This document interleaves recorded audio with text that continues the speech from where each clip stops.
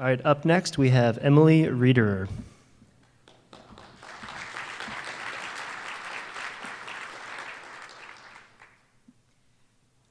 Hi everyone, my name is Emily Riederer and I am a senior analyst at Capital One, where I focus predominantly on modeling credit behavior and customer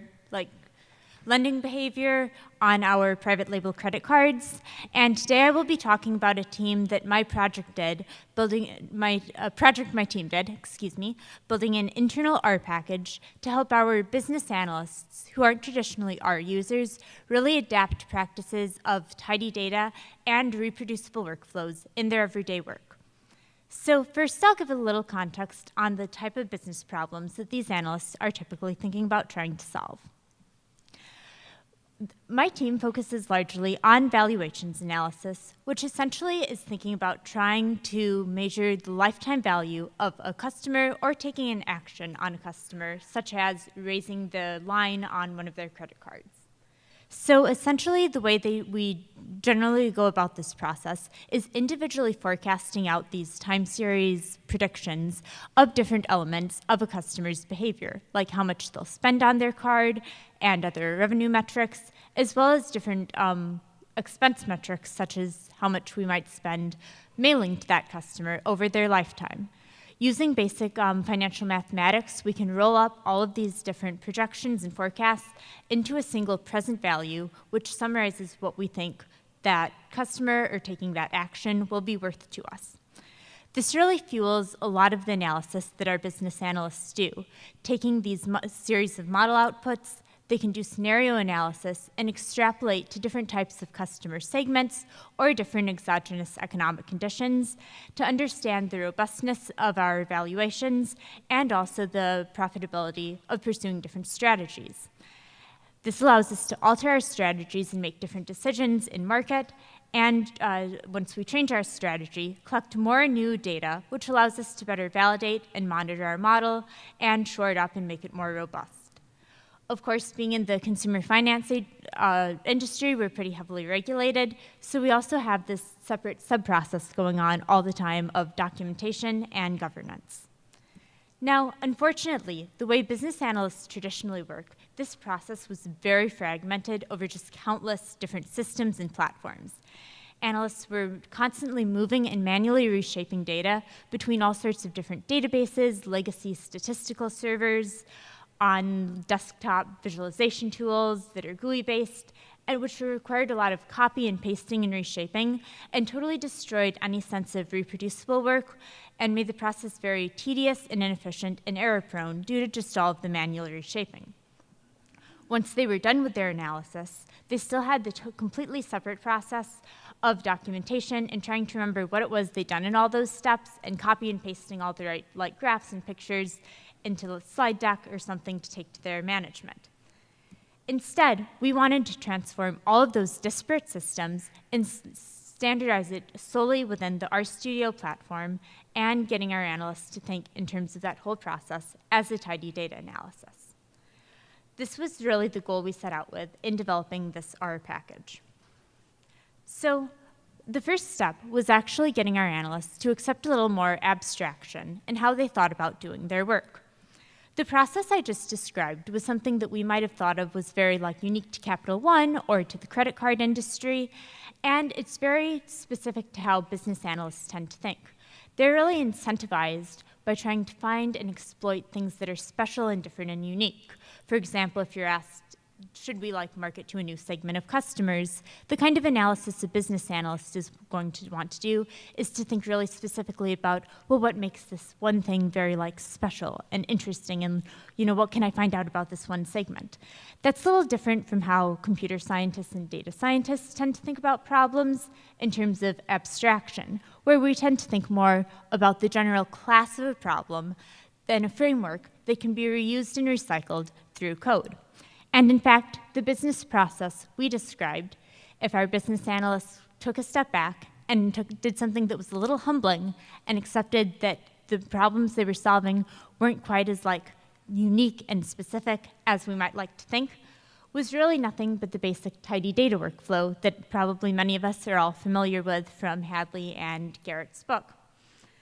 We were simply ingesting large volumes of data, modeling and visualizing it, and tweaking our assumptions, playing with parameters, and using that to drive our decision-making and communicate those results to stakeholders. Now, one of the reasons that this relationship wasn't already obvious was the way that valuations models and cash flows are traditionally represented in the world of financial analysis. As you may recall, the process I described for doing valuations analysis was projecting all of those time series metrics of customer behavior. These are traditionally represented in something like you see here, a cash flow statement, where each of the individual time series is one line item, and those are rolled up into total revenues and total expenses and other financial metrics leading to your final profitability. While this is the gold standard in financial analysis, probably to many of the data scientists in the room, this is kind of hurting your eyes. There are many things that are kind of cringeworthy about this from a tidy data perspective. Most obviously, we're not really used to seeing time as a horizontal variable running across the screen. But increasingly egregiously, we're mixing time series versus point-wise metrics. We're mixing sort of raw versus derived fields, and we're only distinguishing a lot of these different types of information through formatting, like bold and italics and underlining, which makes it really impossible for a machine to easily iterate or manipulate through all of this output. Now, we've already seen, and we can be really inspired, I think, by all the talks we've seen today, and just everything in the broader tidyverse ecosystem and community, that have far more complex objects than what we were dealing with, like model outputs in Broom, networks in tidygraph, and even large corpuses of unstructured human text can all be represented as a tidy data frame. We thought, why on earth wouldn't you just have a tidy cash flow? So this was the first kind of layer of abstraction that we built into our package, was representing cash flows just simply as data, stacking the segments on top of each other and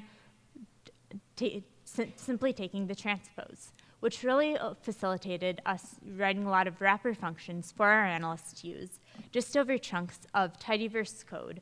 to better streamline the process and allow them to manipulate their system and represent their data in a completely platform-agnostic way that could easily be moved and ingested and outputted into any of the different systems they needed to as necessary.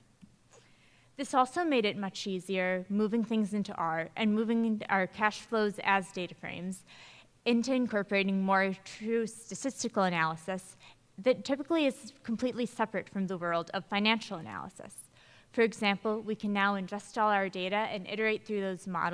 model building process hundreds of thousands of times on resampled data frames to introduce bootstrapped error bars around our present value, which clearly, from a statistical perspective, is super important to understand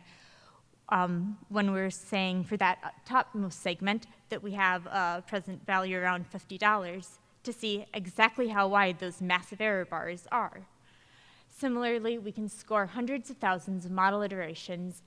using PER in minutes while setting up and running all those scenarios on our old statistical servers would have formerly, and aggregating those results would have formerly taken literal days to interpolate in difference curves and really better understand a lot of the underlying dynamics and assumptions that we're feeding into our model.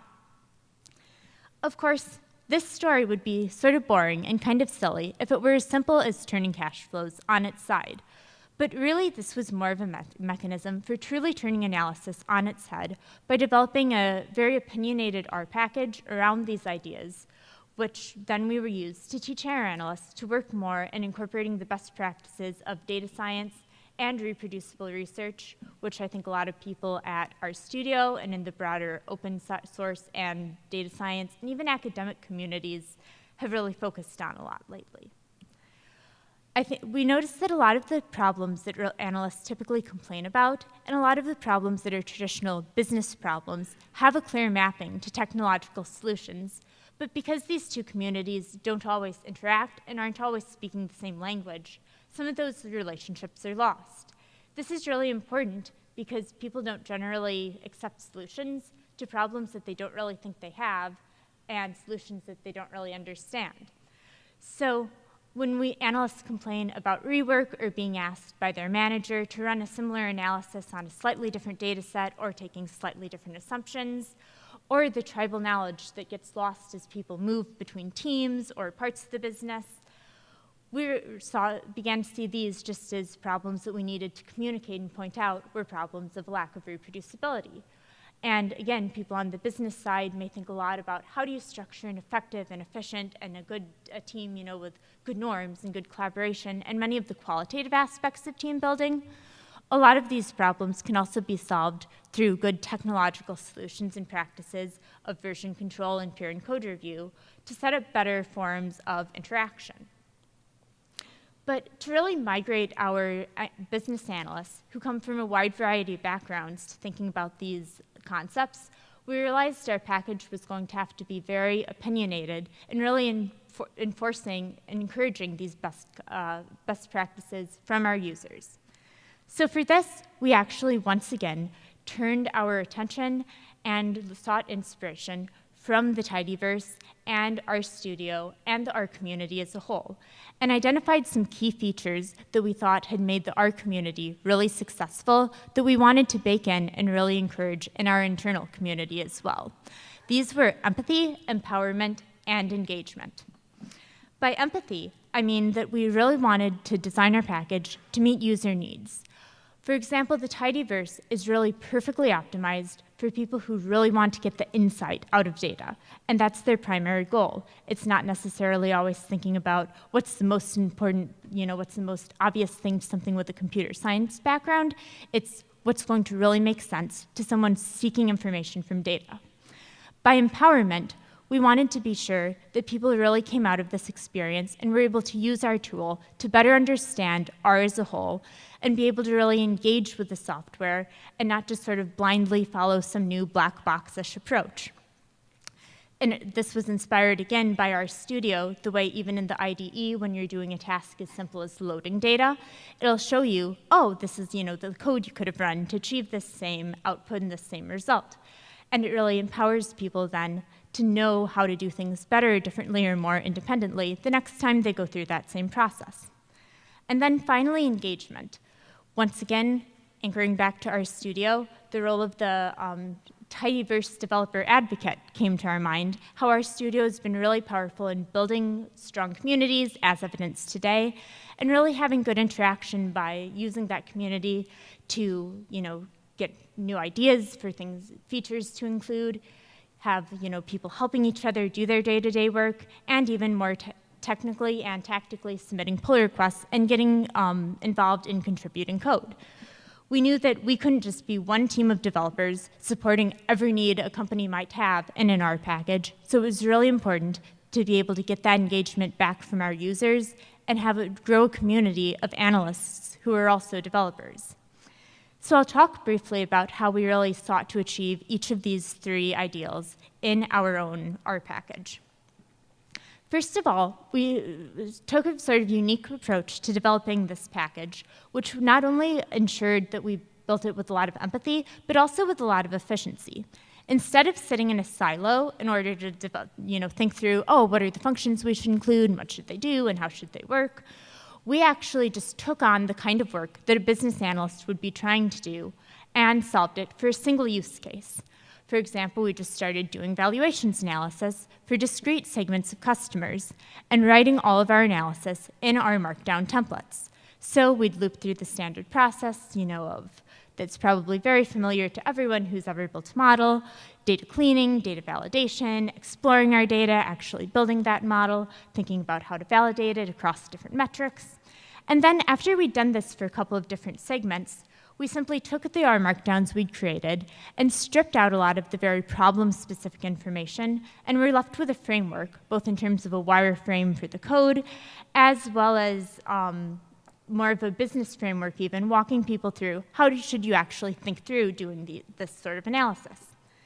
Furthermore, specific code chunks from these templates were then extracted out into a simpler set of functions that could be interdependently called across any of the templates for maximum just reproducibility and transparency.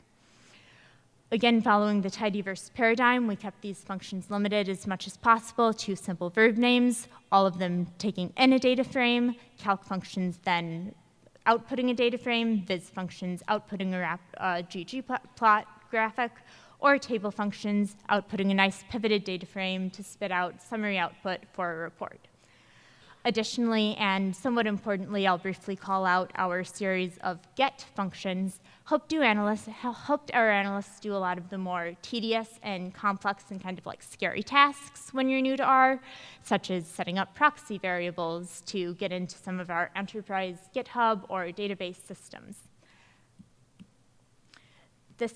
These functions have very nice interplay with each other and with the broader tidyverse. For example, our calc function, when run on one of our cash flow statements, calc waterfall can set up a nice summarized data frame that will then, when coupled and piped into the viz waterfall function, can produce a very standardly requested and common graph in financial analysis, breaking profitability down into its various components. Similarly, viz sample size and table sample size functions have the same overall output, but users can choose whether they want that just in tabular raw data form for further manipulation, or whether they want to go ahead and show that as a nice, easy to digest and polished looking visual. Now, for the second key, which was empowerment, this was really where the R markdowns came in completely as key to the process. Each of the templates, when opened in the RStudio environment, contains both a lot of code chunks and framework for one's analysis. The code chunks make both the functions in our package much more discoverable because they help tell users and introduce the right functions at the right time. For example, this template is helping analysts deal with anomalies that they're noticing in their time series data. So we're introducing the viz vintages function from our package, which plots the nice time series view that you see on the right. However, since we knew that this template would be used to look for anomalies in the data, we also used it as an opportunity to teach analysts more about the broader R language by simultaneously introducing ggplot's annotate function to help them draw the gray callout box around the anomalous drivers. Not only are we teaching people R through these templates, but we're also facilitating better knowledge transfer of the business context by laying out more of the framework for analysis and suggesting the questions that people should be thinking about and answer and are likely to be asked by their boss or their manager or one of the approvers of their work as they're doing their analysis.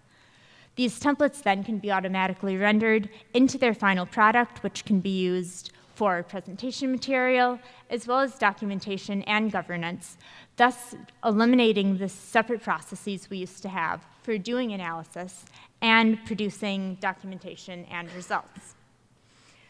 Finally, the packages are also opinionated in their interplay with R projects. We included in our package a specific R project template, which includes very standardized folders, which are intended to contain very specific types of data, scripts, or artifacts.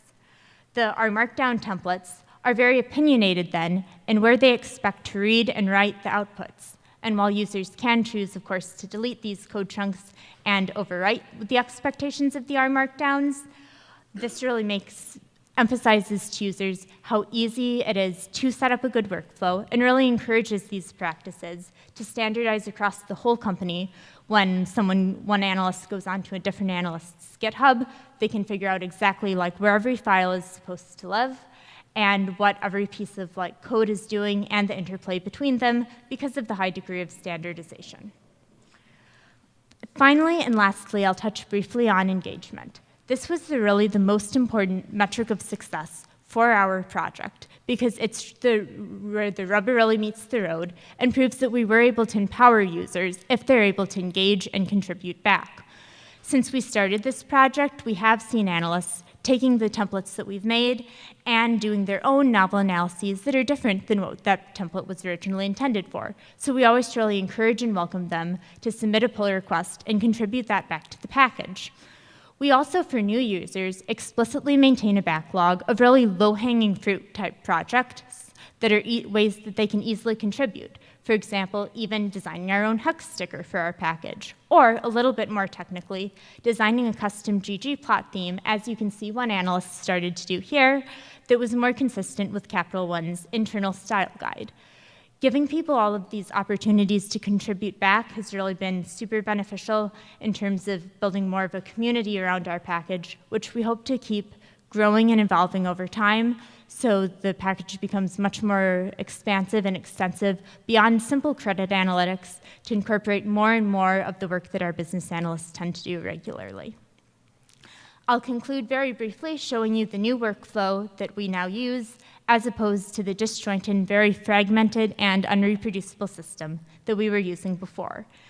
Using ODBC and dbplyr, our analysts can now connect directly to our Redshift databases and pull their data down into our studio. They can select from any number of the templates that either we wrote or that have been contributed back to the package, and have sort of a framework and a guide for doing their analysis, or if they do something really out of the box, hopefully they will contribute that template back. Working through this process, we're able to use the Git tab to easily push and pull onto GitHub for better version control, and then finally produce nice-looking R Markdown outputs for our documentation and governance purposes. This initiative just continues to grow, and we're really excited to keep seeing where our new and empowered analysts take the project. And that concludes the story of how we turned analysis on its head by turning cash flows on their sides. Thank you very much.